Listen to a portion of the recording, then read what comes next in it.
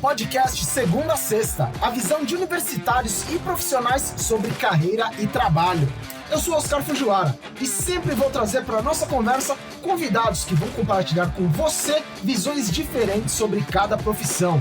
Se você está pensando em fazer uma transição de carreira, começar um curso técnico ou universitário, ou só quer saber mais sobre as diversas áreas de atuação que existem, você está no lugar certo. Bem-vindas e bem-vindos ao Segunda a Sexta. Ter o próprio negócio é o objetivo, o sonho de muita gente. Mas a gente sabe que empreender pode ser muito desafiador também, que não é um caminho fácil. Por isso, hoje a gente vai trocar uma ideia sobre empreendedorismo. E eu trouxe dois convidados que vão contar para você um pouco da história deles tocando o próprio negócio e te dar conselhos importantes se você está pensando em fazer o mesmo. Quem está aqui comigo é o Felipe Naleto, que é formado em análise de sistemas e também é cofundador de uma empresa de software chamada Boot. E a Carolina Hirsch, que é psicóloga e hoje tem uma empresa de consultoria, psicologia e orientação. Bem-vindo, Felipe! Conta pra gente um pouco da sua trajetória profissional e como você começou a empreender. Bom, eu sempre gostei de tecnologia, né, desde muito cedo, e acabei fazendo um curso técnico junto com o ensino médio, que já foi me levando para o mercado de trabalho, né? Então, com 17 anos, eu entrei na primeira empresa, era uma empresa aqui de Campinas. É uma empresa que desenvolve sistemas, ferramentas, automação, enfim, ela tem grandes clientes no portfólio. Eu era muito iniciante, né, estava aprendendo ainda, passei 2 anos nessa empresa, basicamente aprendendo, né, começo de carreira. Na sequência, eu recebi uma proposta da Ambev, que é já uma empresa bem maior, né, do segmento de bebidas, e eu fiquei 3 anos lá, né, isso para mim foi uma escola, né. Além de desenvolver sistemas, lá cada pessoa era responsável pelo seu projeto inteiro, então tinha que fazer todas as etapas. A gente atendia os clientes internos. Então, sentava com a área de negócio para entender como automatizar um processo, como melhorar um processo, quais os problemas que existiam. E a gente documentava isso tudo por escrito, para que as áreas aprovassem. E aí sim, fazia todo o desenvolvimento, a validação e implantava para aquilo realmente começar a gerar valor para o negócio.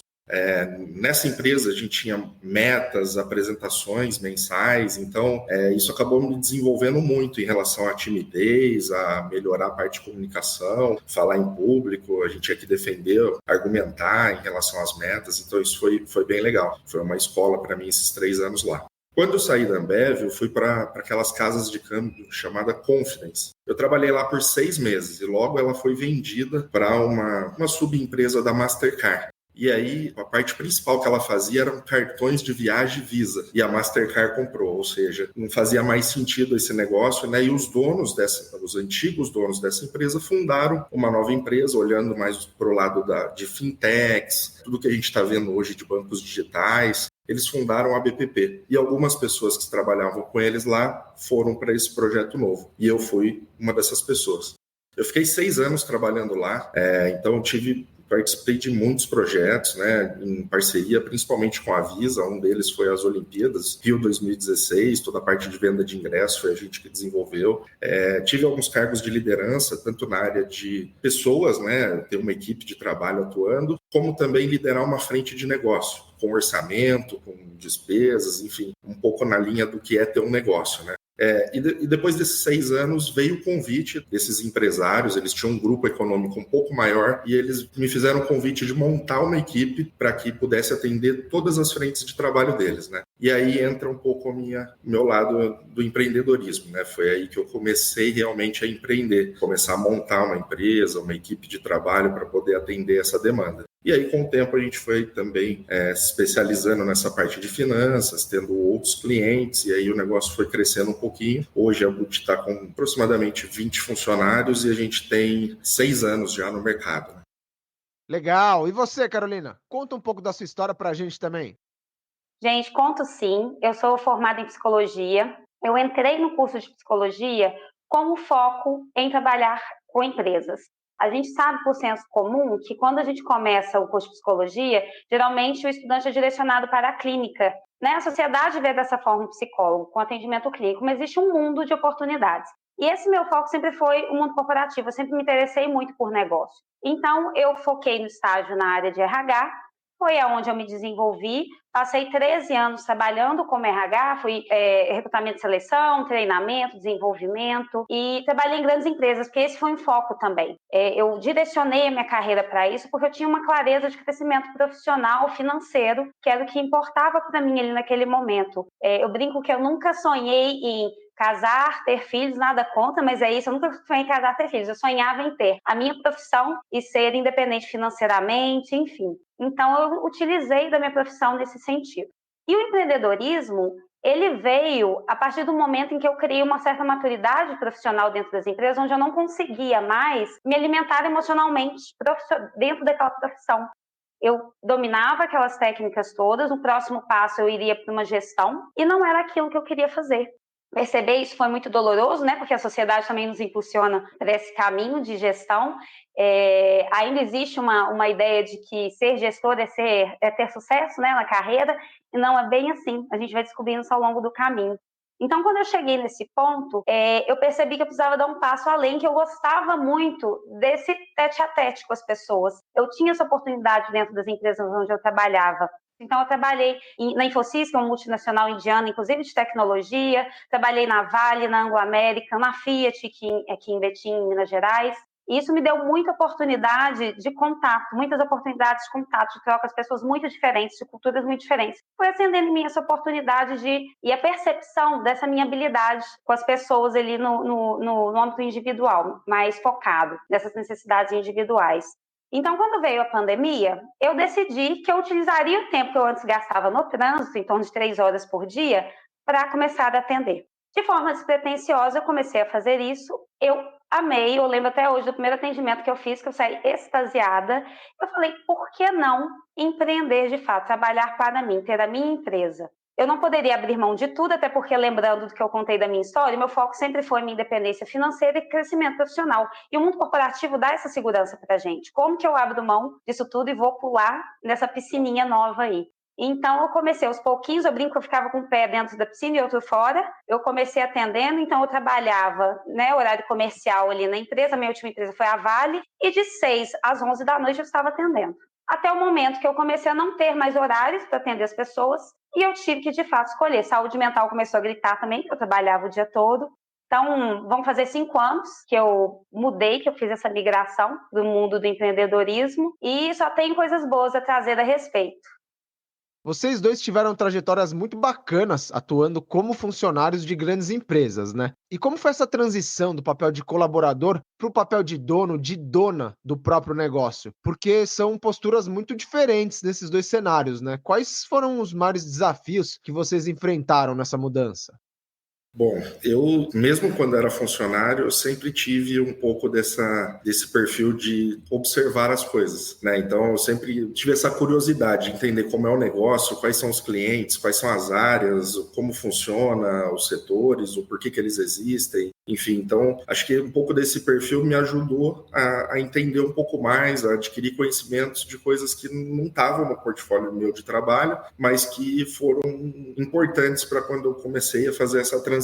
Mesmo quando eu era funcionário, eu tinha um pouco desse perfil de dono, né? De me perguntar, mas por que a gente vai gastar com isso? Ou por que aquilo é assim? Ou por que as coisas não são feitas de uma outra forma? Então, acho que se interessar um pouco pela empresa, pelo como ela funciona, pela saúde financeira dela, porque assim, sempre na minha cabeça foi, se essa empresa prosperar, de certa forma eu vou ter outras oportunidades, seja de trabalho aqui, seja de evolução na carreira. Então, eu sempre pensei assim, poxa, eu preciso ajudar a empresa a conseguir cumprir os objetivos, as metas. Nunca pensei nelas como algo pessoal, sempre olhei mais para o lado da empresa. E acho que isso me ajudou muito depois, no momento que eu fiz essa transição. Ter trabalhado essas questões com meta, ter trabalhado em vários aspectos dentro da área de tecnologia, isso tudo me ajudou na hora de formar a minha empresa, né? Me trouxe uma bagagem, um conhecimento que me ajudou muito a construir o meu negócio do zero, né?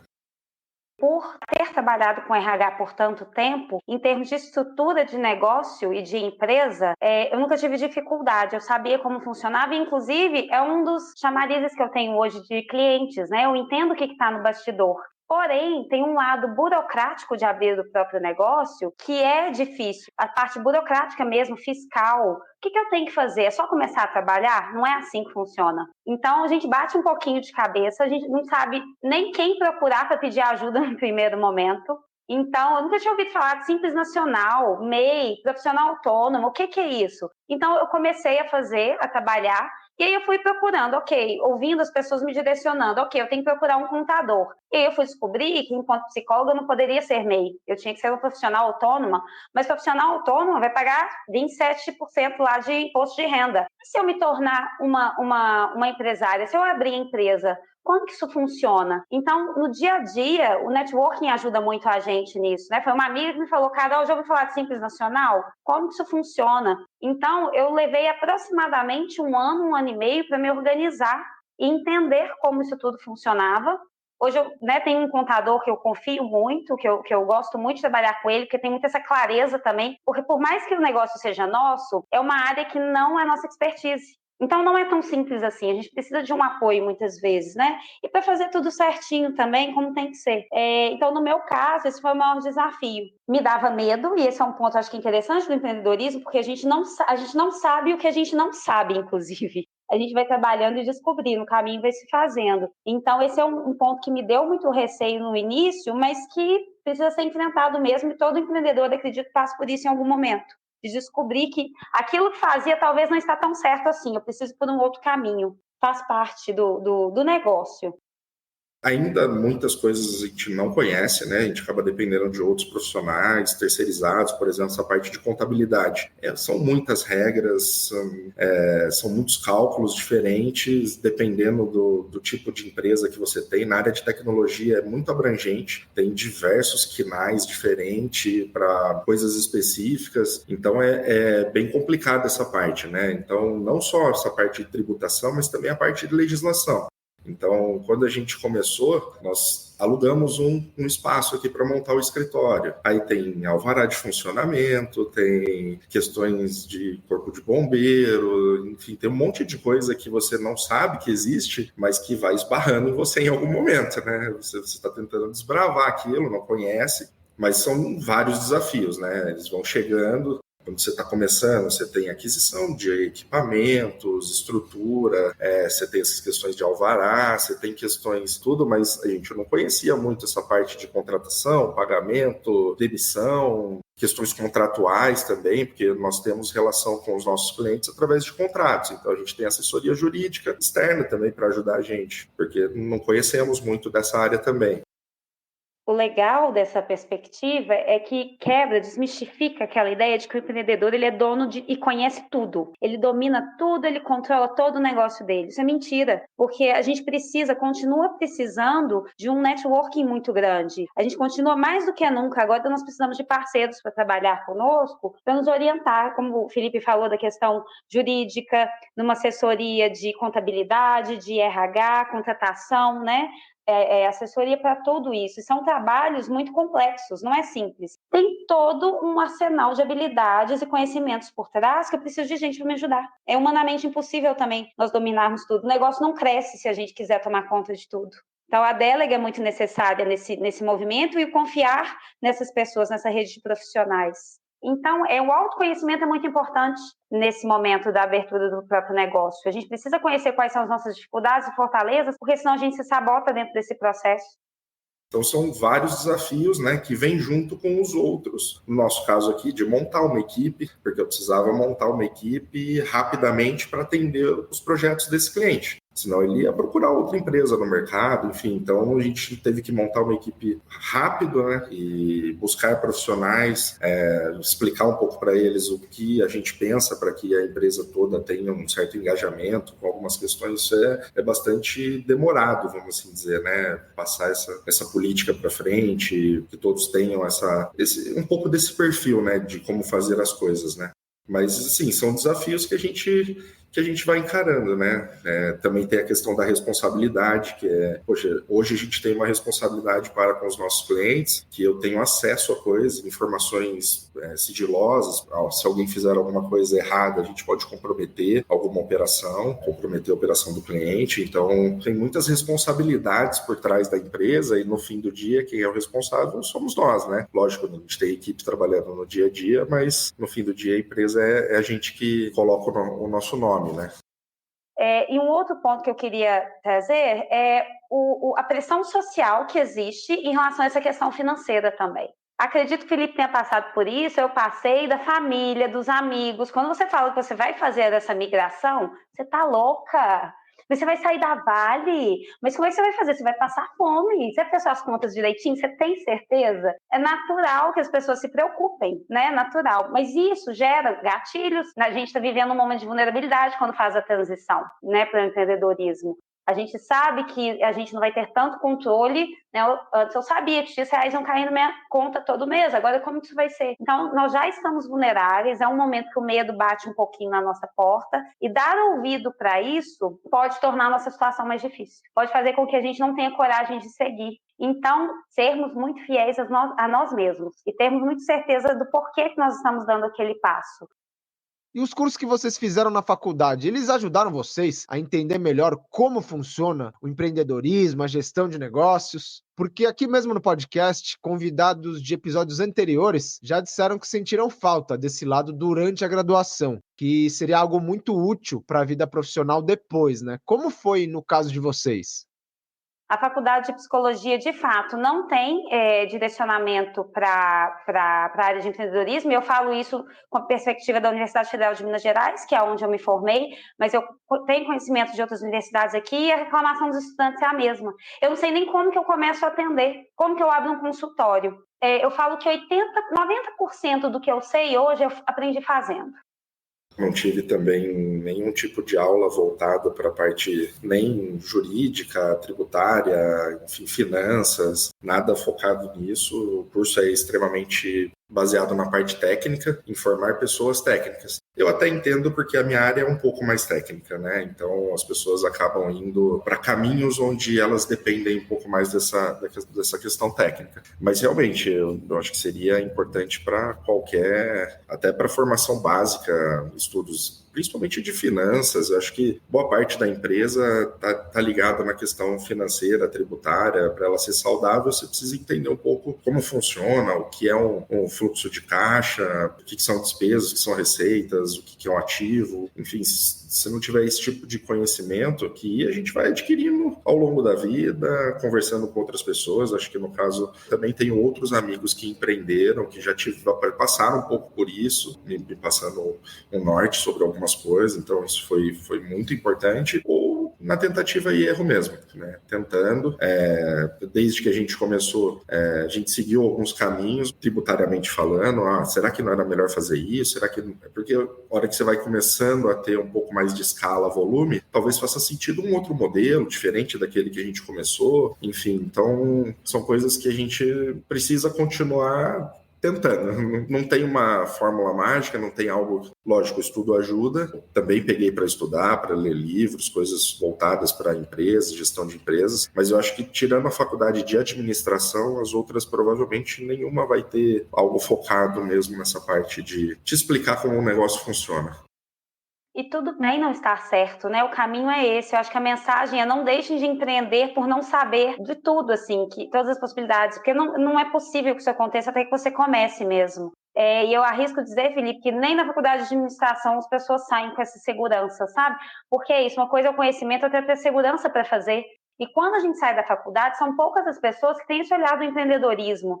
A grande maioria ainda está voltada às grandes empresas, o que é legal também. O empreendedorismo, eu vejo ele, e eu falando um pouco do meu trabalho, quando as pessoas chegam para mim, pessoas mais maduras na carreira, juntaram ali uma grana legal e querem empreender e querem fazer acontecer de uma outra forma. Então, de novo, é isso, comecem.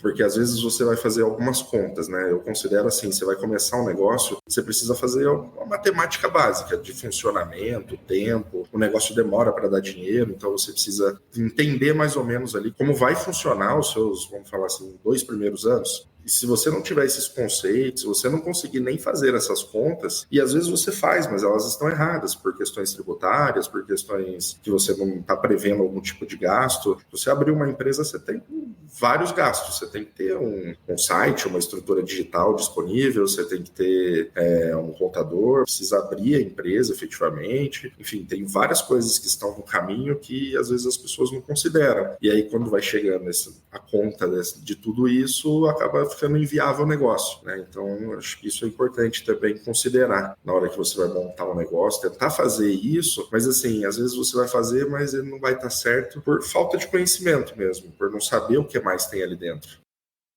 Como vocês comentaram já, né? Você não começa a ganhar dinheiro com um negócio próprio da noite pro dia, né? A gente sabe que pode levar anos até a coisa começar a dar bons frutos financeiros. E a gente sabe também que muita gente não tem todo esse tempo para ver a coisa dar certo, né? O que vocês acham que é importante ter em mente para não gerar aquela ansiedade ou até aliviar essa tensão durante os primeiros anos de um negócio? Eu dou essa dica sempre, assim, se você pode esperar, se você tem um emprego fixo, tente fazer a transição de uma forma suave. Ela não precisa ser brusca, não precisa ser dolorosa, se você consegue fazer dessa forma. Caso a pessoa não consiga esperar, Oscar, como você havia comentado, o ideal é sempre respirar fundo e não deixar a ansiedade tomar conta. De novo, eu trago o autoconhecimento, porque senão a gente mexe os pés pelas mãos e a gente se perde nessas questões burocráticas mesmo e perde mais dinheiro do que deveria.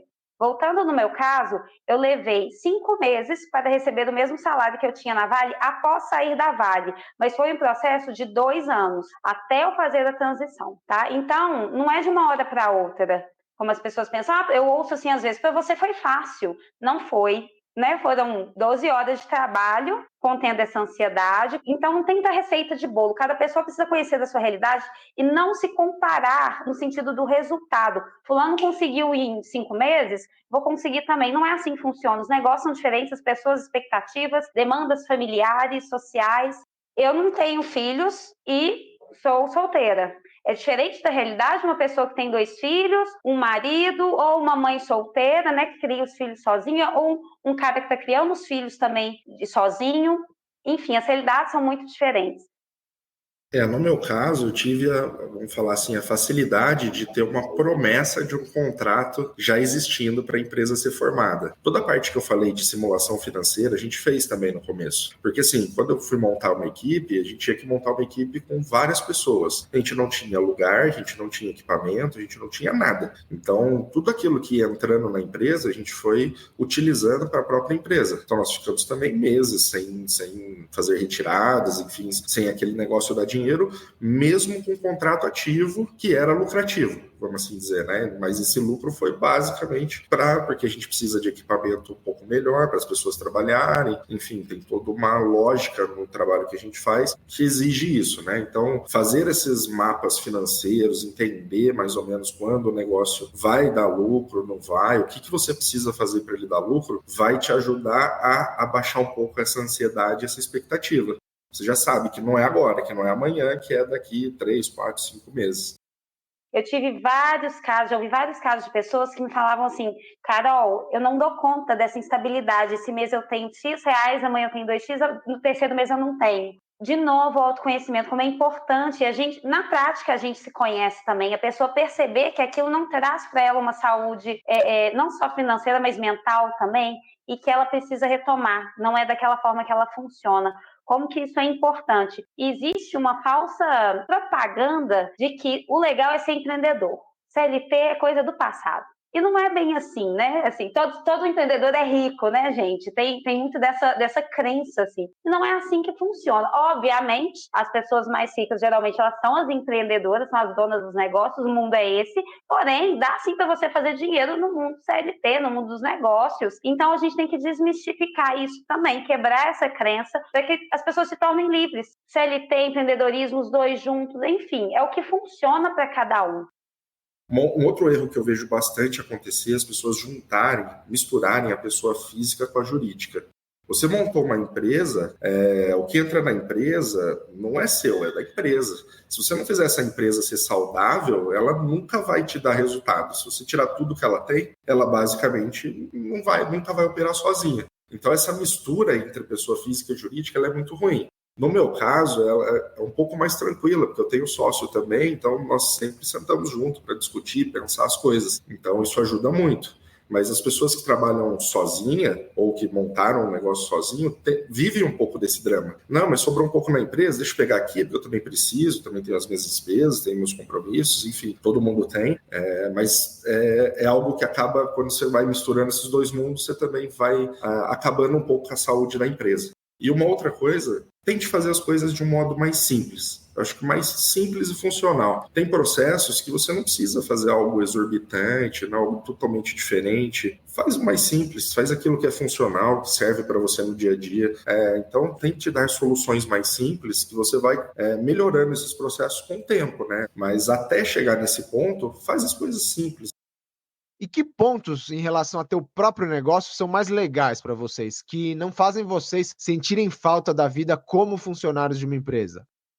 A diferença que a gente vê bastante entre os dois mundos, né, é que tendo um negócio você pode impactar mais pessoas. Você pode fazer as coisas do jeito que você acredita e pode ter resultados potencializados, vamos assim dizer, né? Que você fica um pouco mais limitado quando você é um funcionário, CLT, enfim, você tem uma limitação de escopo do seu trabalho, tem uma hierarquia, tem todo um contexto, né, onde você se enquadra e você precisa ficar ali dentro, né? Então, quando você sai um pouco disso, você consegue ver o todo e ver outras oportunidades. Eu acho que aí veio um pouco desse lado de dá para maximizar o resultado, dá para ganhar mais, não tem uma limitação, como tem do outro lado, né? Por mais que você tenha bons cargos, bons salários, você sempre vai estar limitado a uma estrutura, enfim, ao como a empresa pensa, os donos pensam, os acionistas pensam, pessoas que estão no mais alto escalão, né? Sendo que não é o seu negócio, é o negócio deles, né? Então eles é que pensam dessa forma, né? Óbvio que você pode ser super relevante, importante para o negócio, mas eles podem até te ouvir, mas não vão fazer as coisas do seu jeito, né? É um pouco diferente. Essa, inclusive, eu acho que é uma das grandes vantagens do próprio negócio. Quando as pessoas me perguntam se eu tenho saudade de trabalhar em empresa, eu morro de saudade. Morro de saudade da rotina das pessoas, mas quando eu lembro daquele pedido de PowerPoint, sexta-feira, 5 horas da tarde, que não vai servir para nada no final das contas, a saudade passa. Porque é justamente isso que o Felipe está trazendo, né? Você pode ser importante e relevante, mas tem uma força, todo um sistema por trás. Então, no empreendedorismo, é diferente. Você dá cara para o seu negócio. Porém, tanto o ônus quanto o bônus são totalmente seus. Na empresa você tem toda uma estrutura que te segura. No seu negócio não, o tombo é você sozinha. Assim como a ascensão também. Então tem o lado bom, tem as delícias e os prazeres. E a gente tem que ter muita atenção, como a gente está falado aqui ao longo dessa conversa. Esse conhecimento nunca pode parar. A gente tem que ter muita atenção a tudo que é necessário, né, para manter o negócio. Não existe um descansar e deixa rolar. Aproveitando isso que a Carolina disse agora, de não existir esse descansar e deixar rolar, quando você é dono do próprio negócio, como que fica essa separação? Porque quando você trabalha em empresas, chega aquele horário, né, 5 da tarde, 6 da noite, você não quer mais pensar em trabalho, né? Fim de semana, muito menos. E quando você tem uma empresa, como que faz para não pensar em trabalho o tempo todo? Não tem fórmula mágica. Essa preocupação é constante, ainda mais assim, no nosso caso, por exemplo, tenho 20 pessoas que trabalham com a gente diretamente.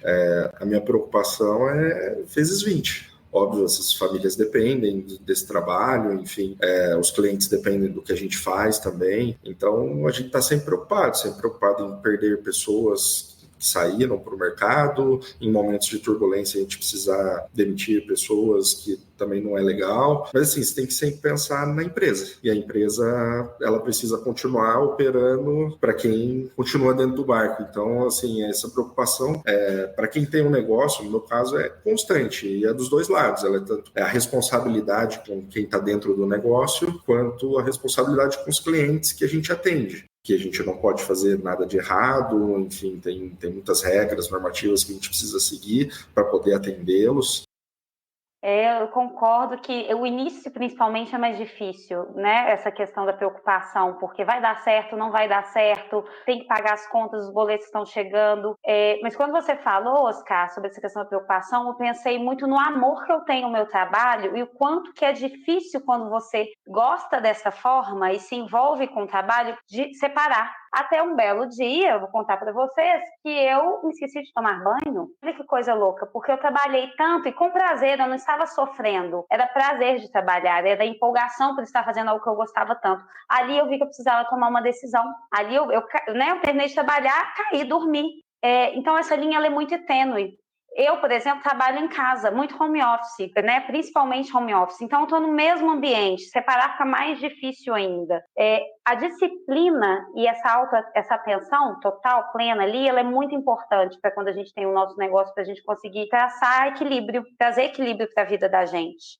Mesmo fazendo o que a gente ama, a gente estressa, a gente tem burnout, a gente precisa tirar férias, é super difícil. Para mim foi super difícil estabelecer rotinas de férias. Esse ano eu tirei uma semana, eu me vi pensando, poxa, quando eu era CLT eu brigava pelos meus 30 dias, por que eu só tirei uma semana esse ano? E como é difícil avisar os clientes, por exemplo, que eu vou tirar essa uma semana, eu ainda sofro com isso, apesar desses anos já trabalhando dessa forma. Como é difícil tirar férias e não viajar, ficar em casa e não querer atender, por exemplo. Eu estou em casa, por que eu não vou atender? Opa, porque eu tenho que descansar, tenho que estar inteira para essas pessoas depois também, para esses atendimentos também. Então, a preocupação, ela precisa ser com a gente também, não só com o negócio. Nós é que fazemos o negócio acontecer, né? Vou falar especificamente do nosso negócio, né? A gente tenta, mesmo que seja TI, a gente tenta não ter demandas, não atender fora do horário normal de escopo de trabalho. Então, quando a gente pega um projeto, a gente adequa ele para trabalhar só normalmente, das 8 às 6, o normal. A gente tenta não passar, a gente tenta minimizar a hora extra do pessoal, porque a gente sabe que demanda esforço, o pessoal fica desgastado.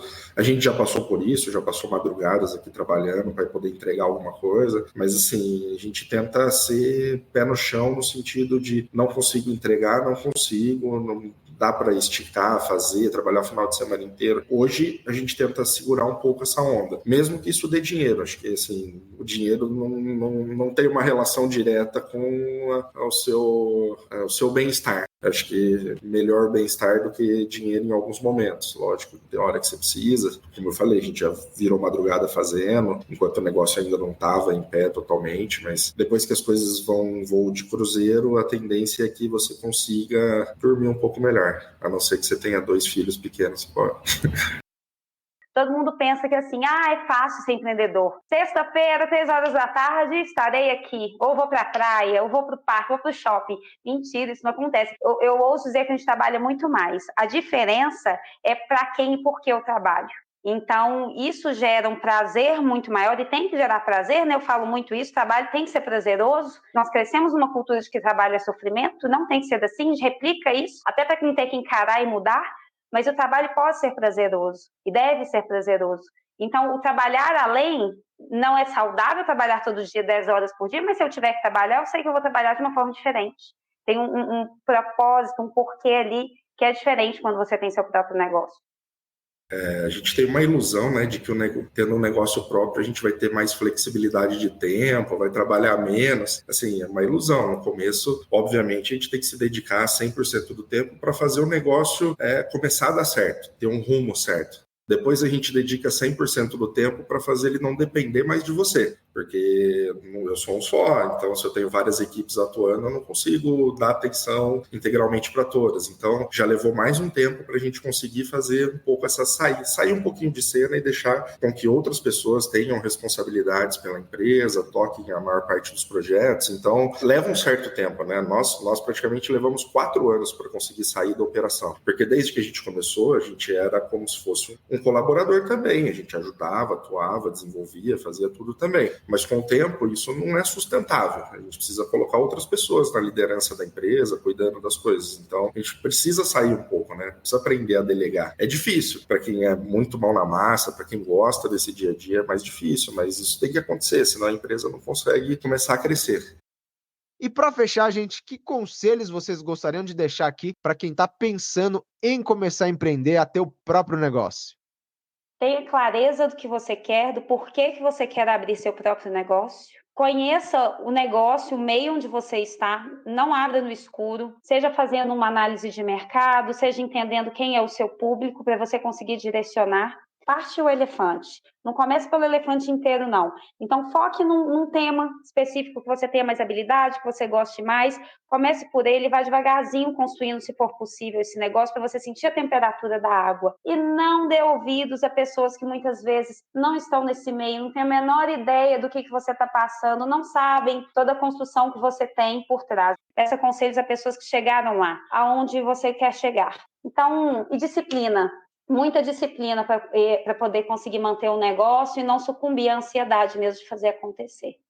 Esteja preparado para ter um negócio. Aquilo precisa ser algo que você quer. Ah, não, vou sair porque vai dar mais dinheiro, por alguma ambição pessoal. Esquece, não é esse o motivo. Ah, eu quero fazer algo diferente, procure algo que o mercado não faz. Então, por exemplo, quando a gente montou a nossa empresa, eu já tinha trabalhado com muitas outras empresas de tecnologia, de desenvolvimento. Então, eu vi como era o mercado. Tem um olhar um pouco diferente do que existe no mercado para você montar algo que faça sentido para algumas empresas, para pessoas. E, óbvio, se você também não conseguir atingir essas pessoas, se você não está falando com esse público, se você não tem esses clientes, é muito mais difícil construir um negócio.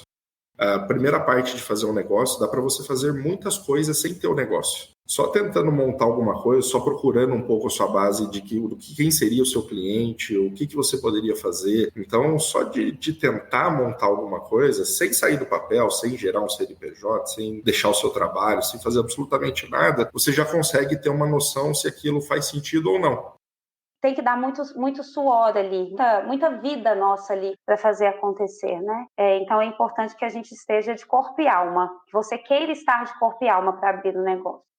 Se você não tiver disciplina, se você não reinvestir, se você não cuidar das pessoas, se você não cuidar da estrutura, se você não cuidar dos clientes, as coisas vão acabar desandando. Qualquer um desses pilares que eu comentei agora desanda o seu negócio como um todo. Tudo depende, uma coisa depende da outra. Então, se o todo não está bem estruturado, fica muito mais difícil.